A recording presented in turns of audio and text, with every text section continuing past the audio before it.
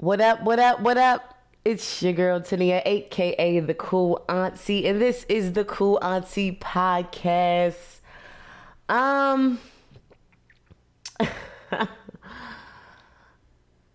y'all, I was going to get on here and I think the plan was to have this really insightful episode today. I think that the goal was initially to inspire um people, but I'm not in that kind of mood today. Um I'm in a real AF mood today. A real AF mood today. Um and I am okay with saying that. I have been learning to be okay with saying that. I think sometimes fuck it. um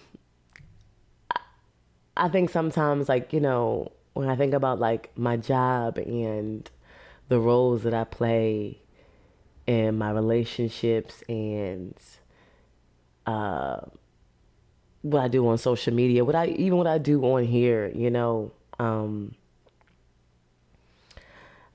because I'm always the one who's motivating and supporting and encouraging and trying to uplift others.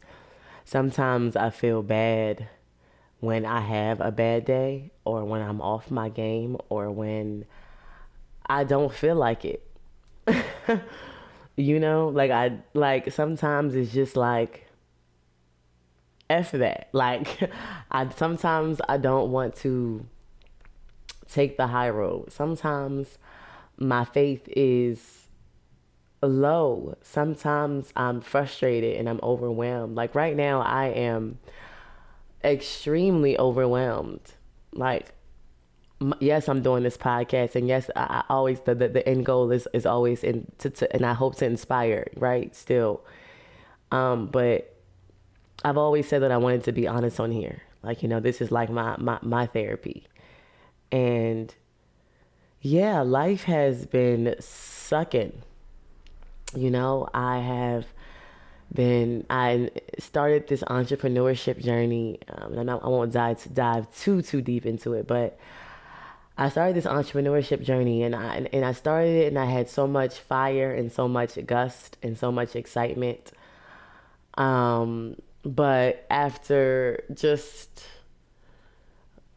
a lot of mistakes, I blew through thousands of dollars, y'all, thousands of dollars. And the fact that I am admitting that on here is just growth in itself. But I want this, somehow I want to record this testimony so that one day we come back to this moment. But I had all of these ideas, all these ambitions. I had teams, I had people.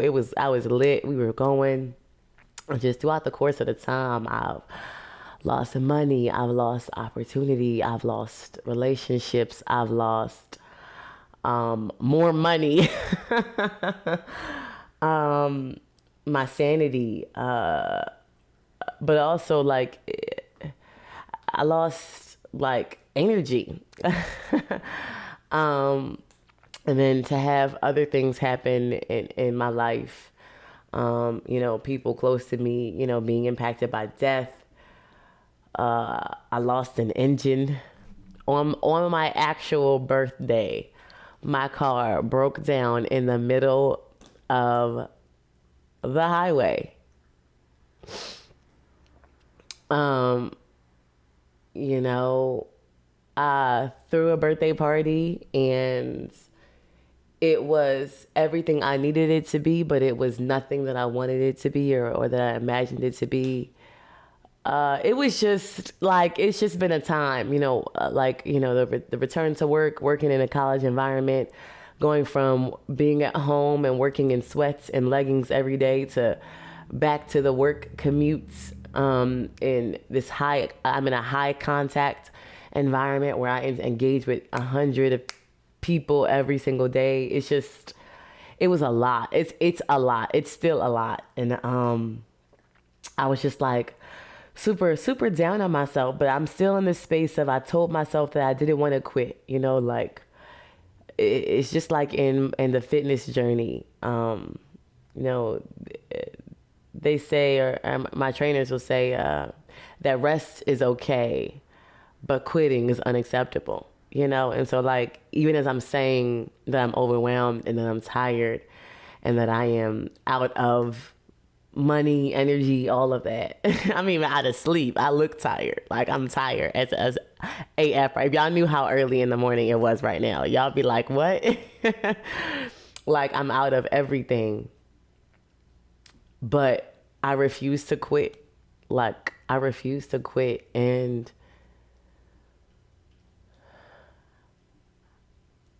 it's crazy how like even in saying all of that, I was talking to my brother the other day, and like I love my brother so much. He's my oldest sibling. He's the oldest of all of us on my mother's side. And fun fact, he actually named me. My mom wanted my brother to be a part of her pregnancies. And so he named me and my older sister Tiana. And so her name is Tiana and it's spelled Tiana. And then my name is Tania and it's spelled Tania. And so we used to get confused, and we're close in age. And so her and I used to get confused, or people would mix us up all the time. And we would like, we went to school together. It was just crazy. But my big brother is like one of my role models. I really do admire him. And it's crazy because like, I remember back to a time where I was the youngest and I was the one he had to drag around everywhere and he would be so embarrassed by me. To even when like, and I'm again very transparent on here, even when my family went through, a lot of trauma, I've been very transparent about that. Of a lot of trauma happened, in my early childhood, like just in my childhood period. And so we went through like an estranged period where like we were kind of touching, but we were really kind of far apart. And one thing I've always said about my brother is that he didn't always make it to everything. Like we would try to get together and like celebrate, like, whether somebody was graduating or a birthday or a milestone or an accolade, like we would try to get together, and my brother didn't always make it to everything. But one thing that I can say, and I can say this confidently, is that my brother has been at everything for me. Everything, like literally every milestone I've had throughout my 20 something years of life, my brother made a point to be there no matter where he was. Mind you, he was never anywhere close to me, but he always made a point to be at every graduation, every ceremony.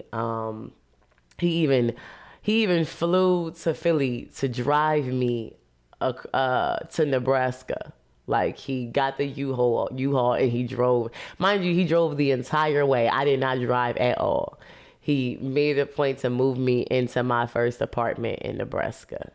Like my big brother, and and he's an entrepreneur and he's so successful. Shout out to Philly Frees Me. If you are, yes, Philly Frees Me. It is actually, fun fact, not in Philly. It's in Vegas. But if you're ever in Vegas, check out Philly Frees Me. My brother is the owner of that franchise, and I'm so proud of him. And so, he's an entrepreneur, and he grew up how I grew up, and so I know that my brother he got it out the mud. And so and mind you, and I know his personal story too, like, and his personal trauma. And so like my brother, while he's not perfect by any means, and sometimes I'm like, what the F are you talking about? He is somebody who I admire a lot. And so as I've kind of embarked in this entrepreneurship journey, I've been tapping into his wisdom a whole lot more. And so I was complaining to him about how I feel like I'm just trying a bunch of stuff and I have good intentions, but it's just not working and I'm tired. I was talking about how I had hit a wall on social media.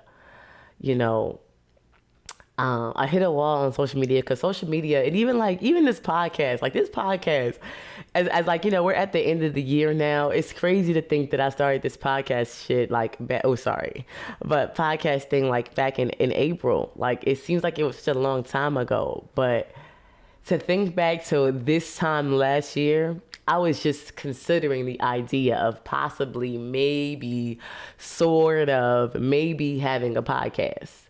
And so to think that I have now started it, about to hit 1,000 downloads, which is crazy, because that was the secret goal. Like, you know how you ever like have a goal that you set that you don't tell nobody, like, it's like, or like that you don't tell anybody that you set, but like low key, like when you hit it, you act real nonchalant, knowing that deep down, like, you hyping shit. Like, it's like racing cars on the highway. They're not really racing you, but you like not really racing them, but you racing them, type of thing.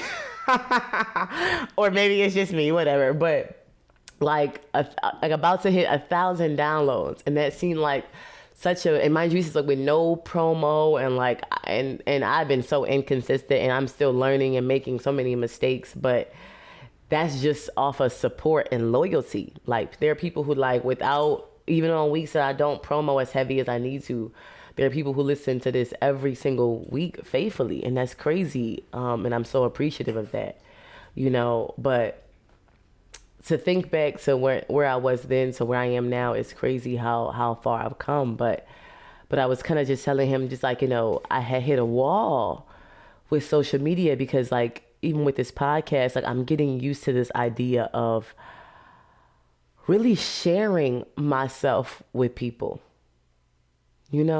like, even like right now, like on this podcast, like, I've shared, like, I don't think people realize the levels, like how much vulnerability, that's the word for today that we're talking about today, is vulnerability. How much vulnerability it takes to do this. Like, I'm not on here talking about, what a celebrity had on, and what it was happening in pop culture, and, social justice, and like, mind you, all those things are really important to me, personally, but that's not what this is about. Like, we're all on this journey of just being better versions of ourselves. And like, I share so many intimate details. Like, I share things on this podcast that I have never shared in my life. And if you had told me that I would be doing this, I promise you, I always say this, I know I always say this line, but it's so true, of, if you had told me that I would be doing this, I would not have believed you, because I was not raised like that. Like, I was not raised to be so open, and honest, like that. Like, I was raised to be honest as far as like morality, like honesty as far as like integrity, like telling the truth, honest, but not honest in like my authenticity. That wasn't really a thing, and that big word, vulnerability, that definitely was not a thing. I was talking to my mom the other day, and I was just telling her about how, like, lately I've been doing so much, crying, and I, again, going back to that even with my brother, like, I was telling them both, like, it wasn't the same conversation, but I was talking to both of them at different times, and I was just like, like, I just feel like I'm just failing. I'm hitting a wall with social media, because I'm at this brink of where I want to share more of myself, but I don't know how much of myself I want to share, because I'm so used to putting on this face and this aura, like I am okay, and so I'm telling my brother, like, hey, like, on social media, like, I it's hard, like, I want to share more of myself, but I'm afraid of how people will interpret that, and that's, and that's even layer in itself. It's almost like, on one hand, like, I love God so much, and I'm stepping into what it really means to be a Christian and to like live a God-led life. And I think I get self-conscious about showing the sinner side of me. It's like, I love God, but like, I be sinning. I love it. It's crazy. I'm laughing and it's not funny, but it is. It's not funny, but it is. It's like I love God so much. Like I love him so much and I'm so appreciative and I want, to make him proud of me. But then also people, when they be peopling, I be wanting to choke them out sometimes. And I don't always say the right thing. And I cuss, y'all. Y'all know I be cussing. It's just like there's so many like nuances and layers to me, as a Christian. I never want to like, deter people from God, but or even on like the personal side to me, like I am, and this is like not to toot my own horn or any kind of thing like that. Again, like confidence smiles, cockiness and arrogance smirks, but I'm a unicorn. I'm a unicorn, and then I feel like I can't be put into a box or a side or a group, like I am a little bit of this and a little bit of that. Like I think I was saying, like I'm a walking paradox. Like I'm layered, and when somebody says they know, like, that's just Tania, like that, it's true. Like it's just me. Like I'm socially antisocial. I am a spiritual gangster. Like I'm just so gray. Like everything in my life is gray, and I think trying to translate that online is scary because you don't know how people are going to perceive that. Especially like in a day and age where like you get this pressure to brand yourself and to find your niche. It's like I ain't got no mother effing niche. Like my niche is that sometimes I'm up, sometimes I'm down, sometimes I'm black, sometimes I'm white. Sometimes I'm both, and I don't give a damn,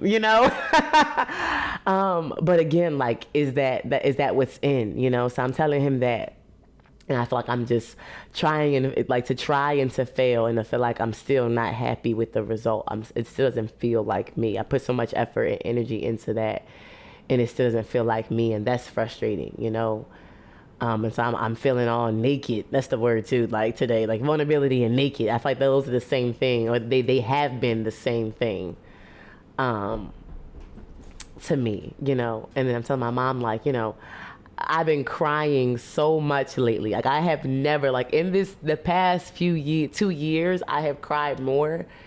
In the past 2 years, I have cried more than I think I cried about the 12 years before. Like, I'm telling my mom this the other day, and she's like, I know, Tania, like, you were a rock. And she's right. Like, I was a rock. Like, lately I've been crying. Like, it used to be so bad. Like, I hardly cried. Like, I would date guys, and they would feel like I didn't care about them, or my friends would always feel like I was so nonchalant and unbothered by everything. I used to have to watch. Okay, don't judge me. Remember, this is a judge-free zone. But if you're somebody, mind you, I know I'm not the only one. But if you're somebody, and I'm laughing, I'm playing, but I'm not. Like I'm playing, but I'm serious. But like if you're somebody who struggles with crying, one of the ways that I used to get myself to cry was, I'm a huge Grey's Anatomy fan, and I've watched like the series over and over again, like the entire, from like season 1 to the end, over and over again over the course of my life, and I still watch it today, period. But there's this YouTube reel, like this reel on YouTube of like the top 10 saddest moments on Grey's Anatomy. And like most of it is like when the people were like when our favorite characters died, but like it's like the top 10 saddest moments. And so like those are the times that I would always find myself crying. Like when I'd be watching those episodes and like somebody would die who I cared about, or like something real sad would happen.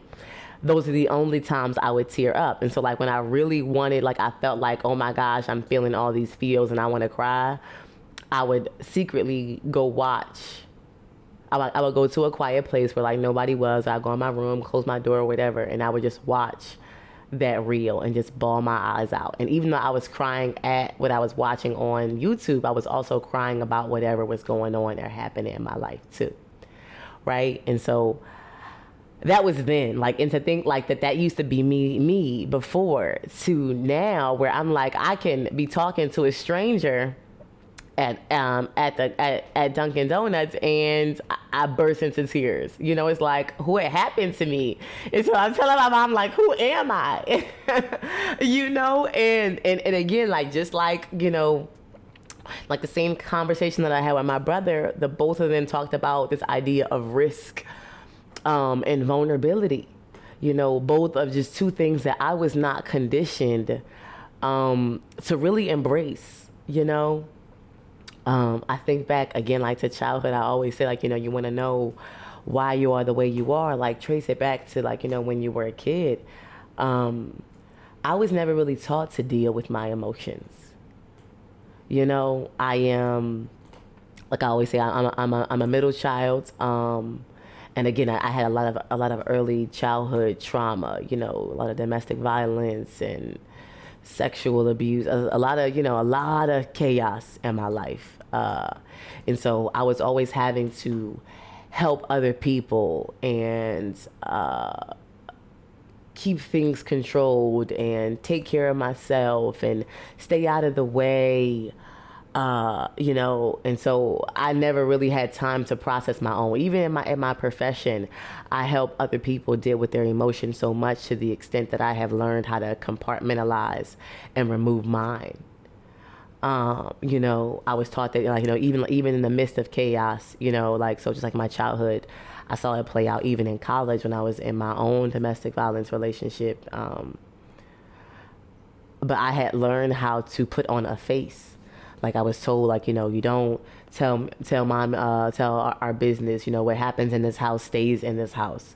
You know, and so, you know, or when people would hurt me or bother me, like, I had to, you know, you don't let them see you sweat. You don't let them see you cry.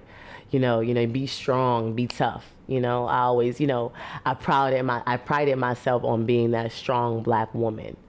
You know, people are, whenever I have over the course of the years, like, try to be vulnerable with people, they would always be so surprised, like they couldn't imagine that I would feel that way, or that I would see something that way, or that I would have experienced that. And it's like, why would you think that? But then I realized it was because I was the kind of like the front that I put on, like that I was that strong black woman.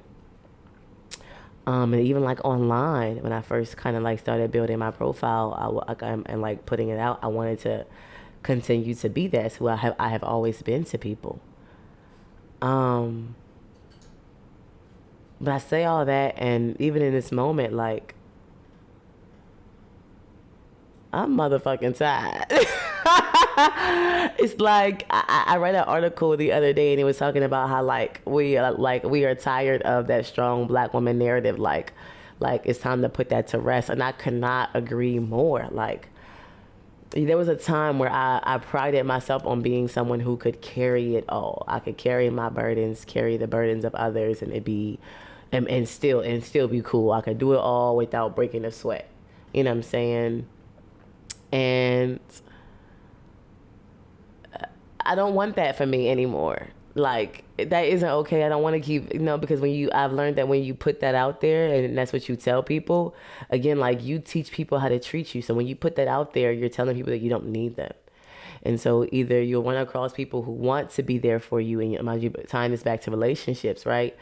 Um, it controls how you show up, right? You'll meet people who want to do for you, but they feel like, or you put on this front like you don't need them, and everyone wants to be needed. Remember, right? This idea of everyone wants to be loved and to be loved, and so no one wants to give to somebody who acts like they don't need them. Everyone wants to be needed, especially as a woman. Like, men want to be needed, and but also I want people to know that I need things, because I don't want to carry it all. It's effing exhausting, and I don't want to do that. And if I don't want to do that, I have to stop saying that I want to do that. And I've been doing that a lot, and like, just like with those conversations with like my brother and my mom, even my sisters, like, I've been just having them constantly in my relationships, and it's been scary but necessary. And in a way, there were it's restored some relationships slips. I think like a couple of episodes ago, I talked about how there were some friendships and like relationships I had taken for granted, and there were so many of them.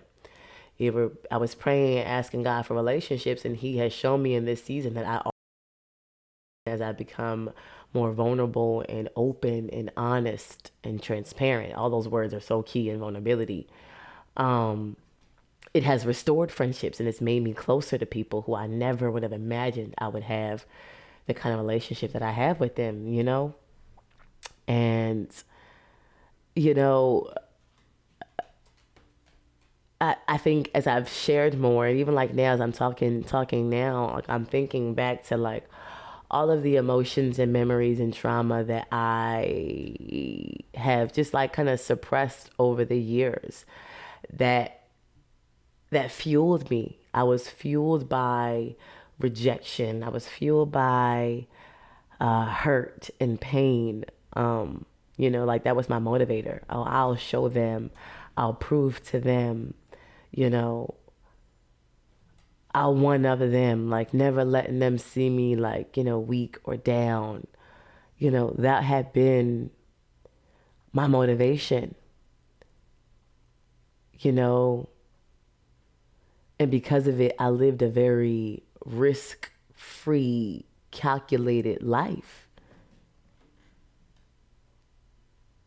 You know, I was talking to a friend a few months back, and she was telling me about how, like, mind you, just like weeks ago, she was hung up over a guy and she had moved on, and then she met this new guy and she had already jumped head first. And she was so optimistic. And I'm just like, girl, like, how can you be like that? Mind you, I had just decided that I was like going to stop dating for a while or trying to date for a while because it was just too much for me. And I was just like, how can you be so upbeat and so, you know, optimistic after like so many heartbreak, like so much heartbreak? And she was just like, like she said, like, I'm like, you don't feel like you're wasting your time? Like, don't you care, like, to be more calculated? Like, maybe you shouldn't, like, jump so soon. Like, you don't want to waste your time, or waste, like, your feelings. And she was just kind of like, and I never forget what she said because it changed my perspective on even love. And she was like, Tania, I don't believe that love can be wasted. I was like, woof. Like, love can't be wasted. Like, everyone deserves love, right? Everyone ultimately wants to love and to be loved. Like, you can't waste love. Like, even God says, like, above all else, like, love. Like, that's the message, love. And love is all about taking risk. Like, the people who have the power to hurt you are the people who you care about. And in fact, like, learning that, hurt is inevitable. And I get that now, right? Like, and even like talking to her at the time, I didn't get it. Because like I said before, like I learned early about like, calculated moves. My mom used to always say like, never let your left hand know what your right hand is doing. Like I knew to keep my head on the swivel, keeping my enemies close, always looking out, for myself. I was very, risk adverse. Even like now I'm getting into investing and I'm like, I'm at moderate, risk. Like it's like I'm very calculated. Like I'll play, but I play scared, you know. And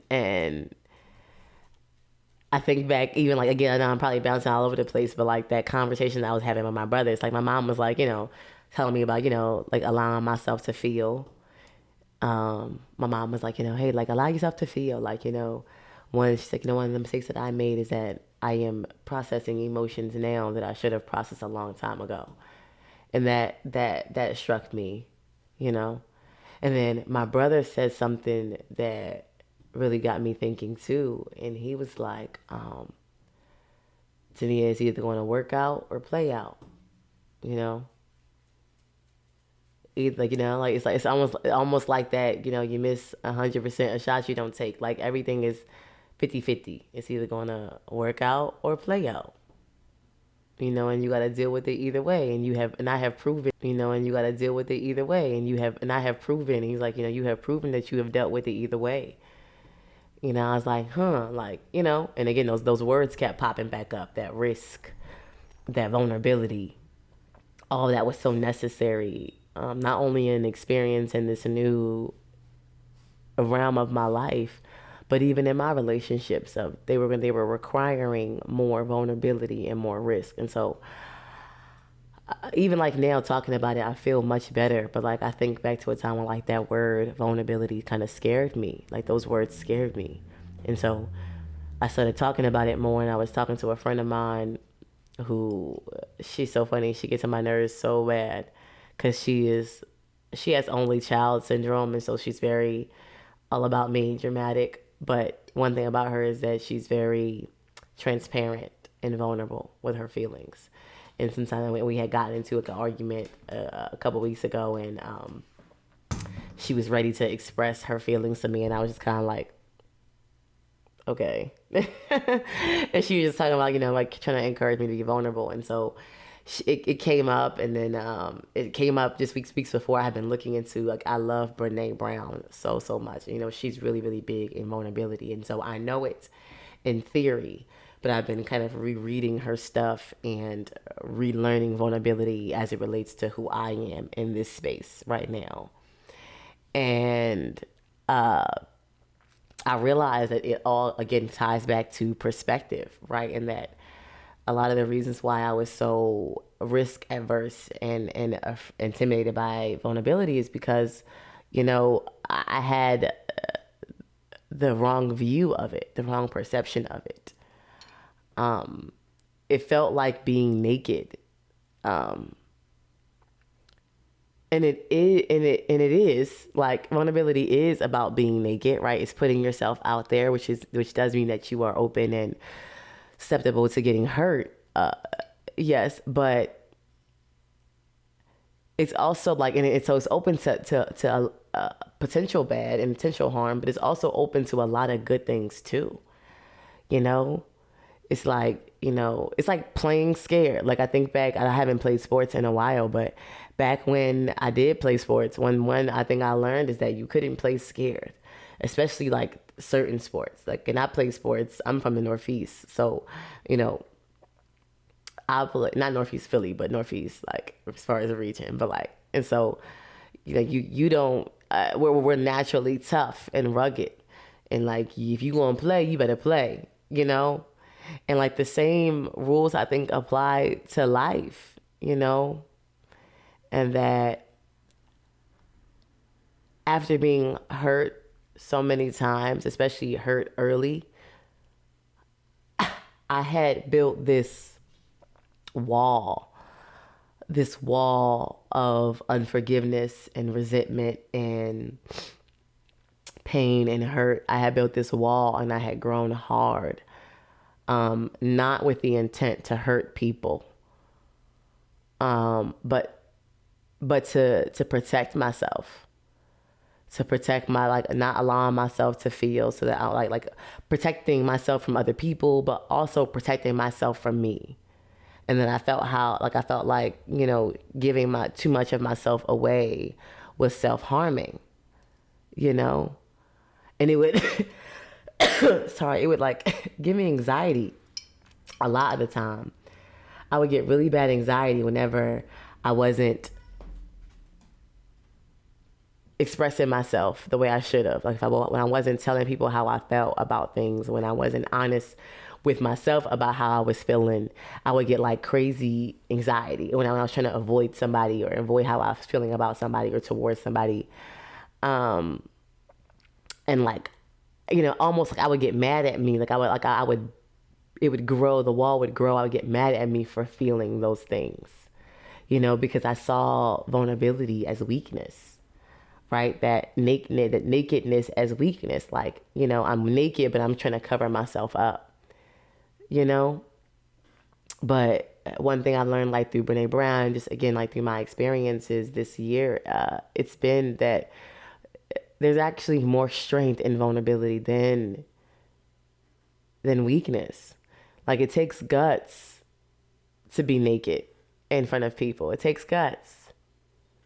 Like it's like that idea of like, knowing again that hurt is inevitable. It's going to happen. Like, so you can't prevent it. But you're not going to let it stop you from getting back out there, right? Because again, like back to what my friend said, like my brother says, it's either going to work out or play out. And either way, I'm going to be cool. I've dealt with it before. God has brought me through it before. He'll do it again, you know?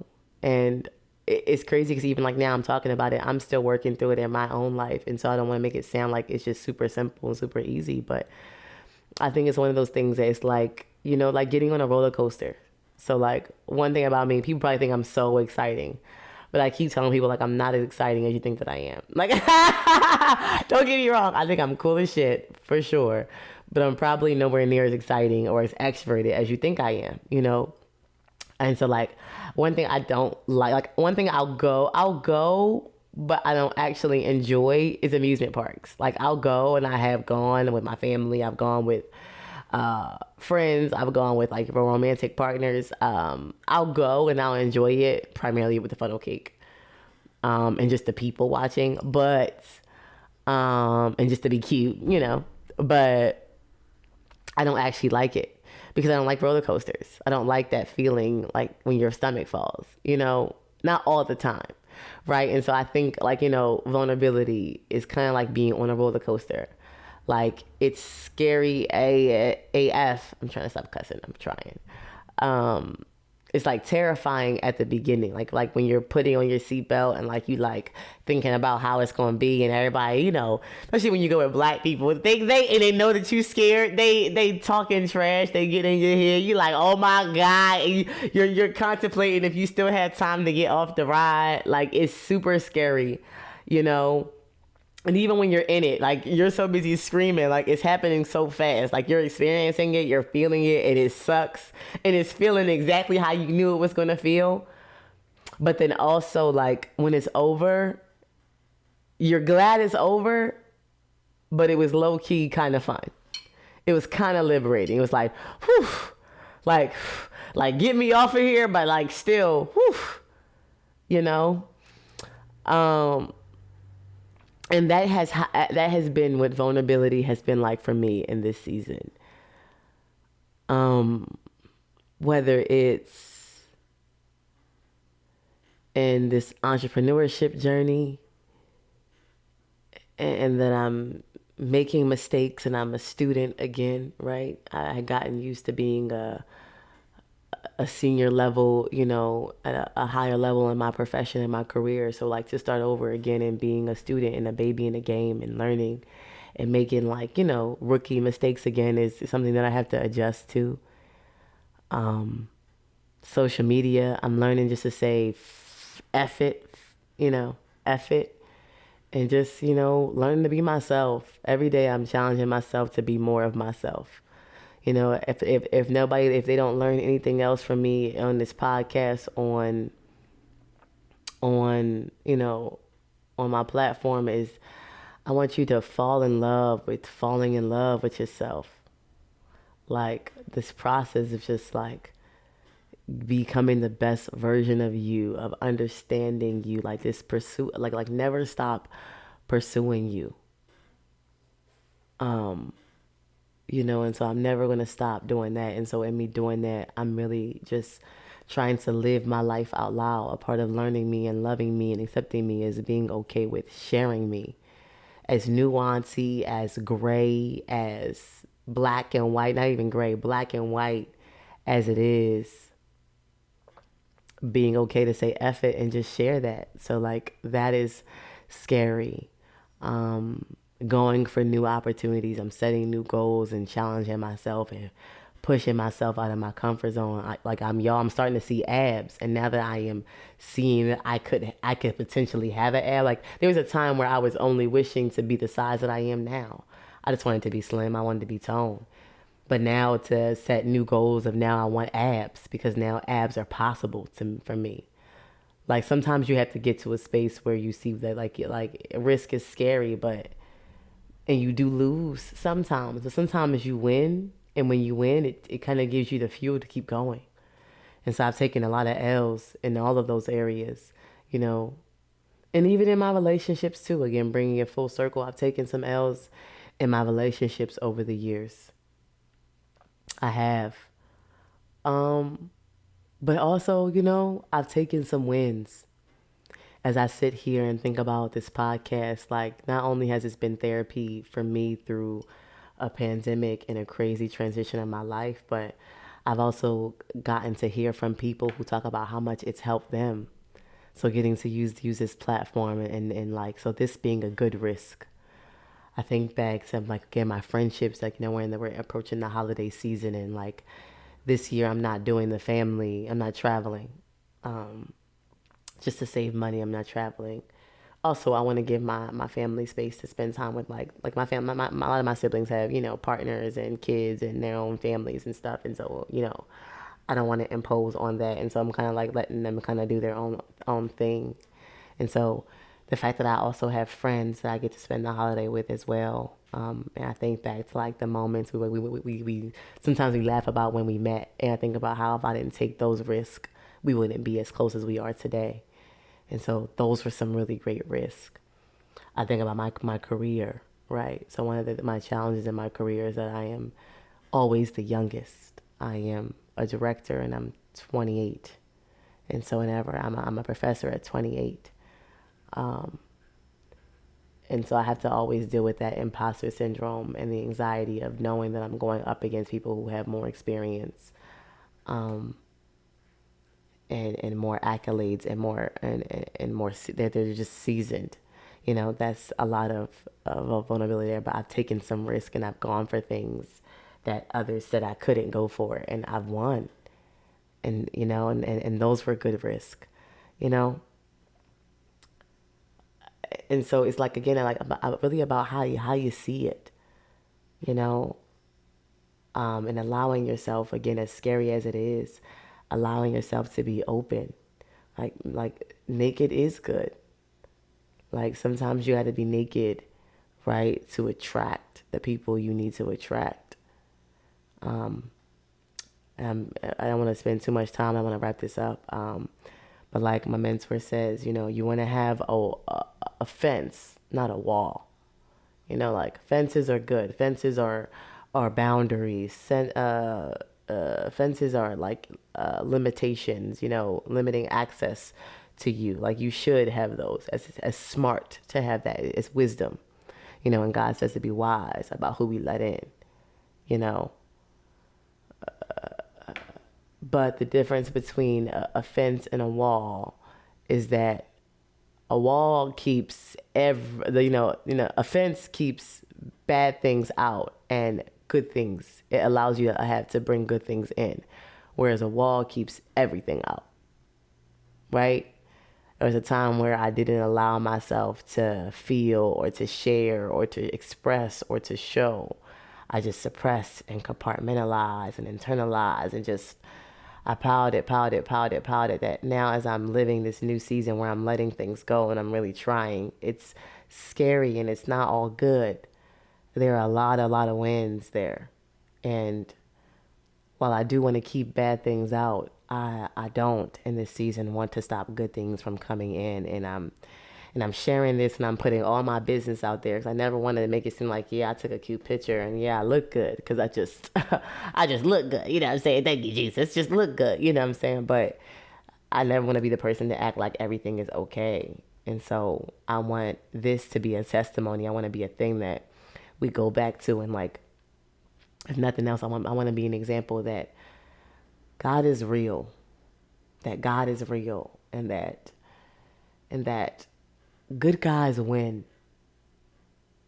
I think a lot of the reasons why I've just lived a very hard life is that, you just, and I just always, I just, and that, yeah, like, and that you can be your own best friend, and that life can be good no matter how it started. That broken crayon still color, like, you can always redeem yourself. You can always bounce back. That just, I want to be a testimony to people to inspire them to start over, to try again, to go again.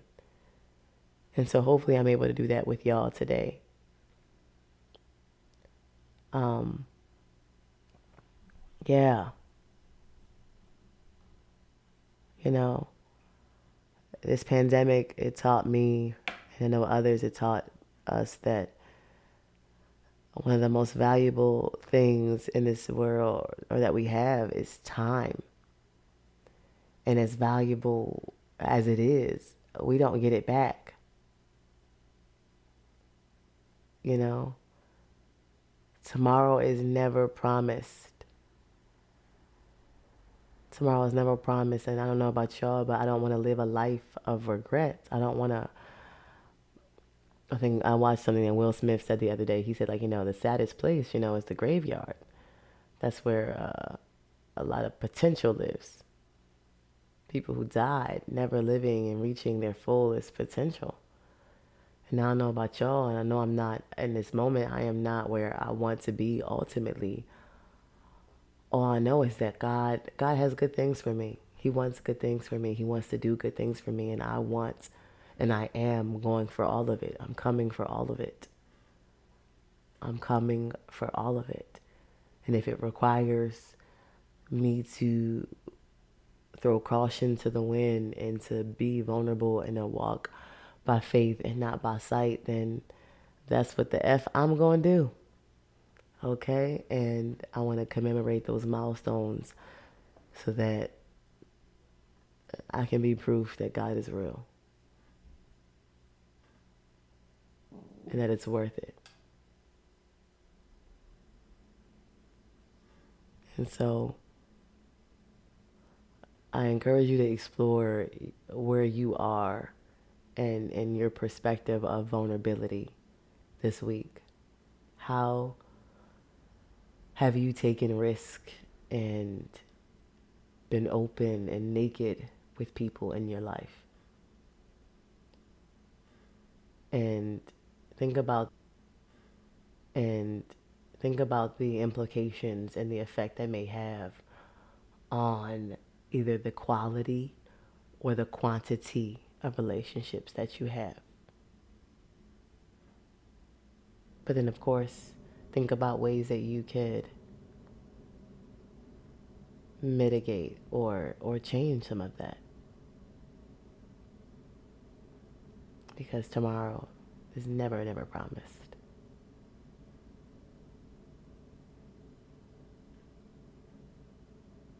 But at least for today, what you can guarantee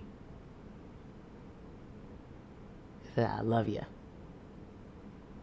I love you, I love you, I love you. And I thank you for sharing this journey with me. Call me back.